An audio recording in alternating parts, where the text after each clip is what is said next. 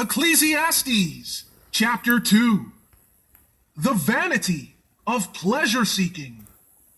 I said to myself, "Come now, I will test you with merrymaking. Therefore, enjoy pleasure."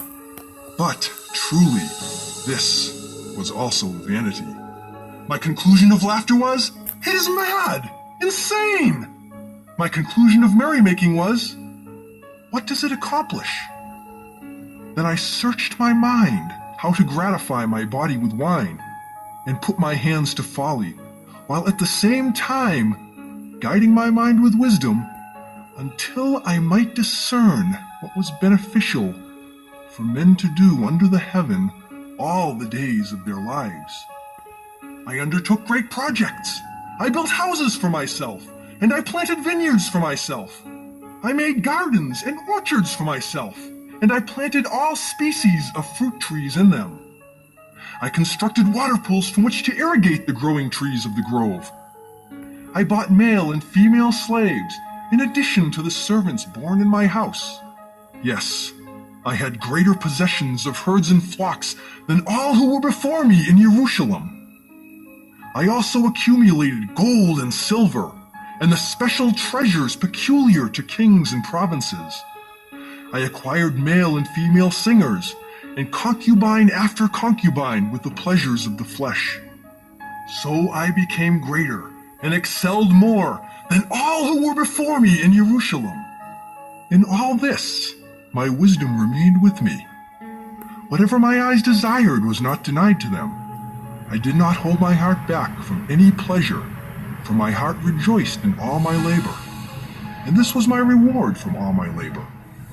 Yet, when I looked upon all the works my hands had accomplished, and on the labor in which I had toiled, truly it was vanity, meaningless, and vexation of spirit, grasping at the wind.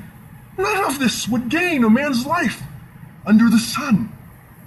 The sage and the fool have the same end. Then I turned myself to the comparison of wisdom with madness and folly. What more can the king's successor do but what he has done?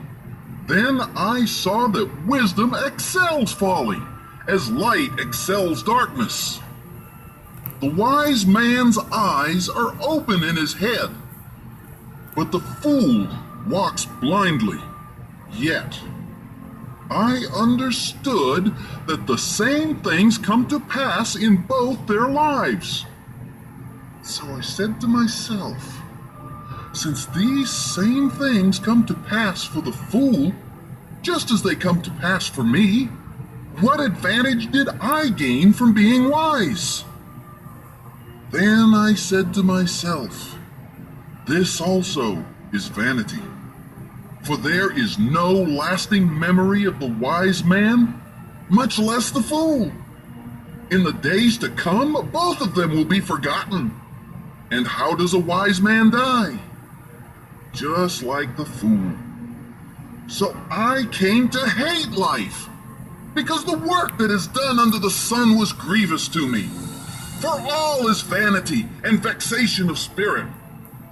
Yes, I came to hate all my labor which I had undertaken under the sun, because I would only leave it to the man who would come after me.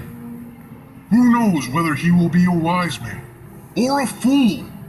Yet he will have control over all my labor, in which I toiled with wisdom under the sun. This is also vanity. So I turned in despair from all the labor in which I had toiled under the sun. Since a man may labor with wisdom, knowledge, and skill, and then he must hand it over to a man who has not labored for it. This is also vanity, and a great evil. What does man receive for all his labor, and for all the anxiety of his mind, for toiling under the sun? His lifetime is full of sorrow, and his employment is full of grief. Yes, his mind does not even rest during the night. This is also vanity. There is nothing better for a man than to eat, drink, and find enjoyment in performing his work. This also I saw, that it came from the hand of Yahweh. For who can eat or find enjoyment without him? Yahweh gives wisdom, knowledge, and joy to a man who is right in his sight. But to the sinner he gives only labor, so he may gather and collect, in order to give to him who is right in Yahweh's presence. This also is vanity, futile, and vexation of spirit, grasping at the wind.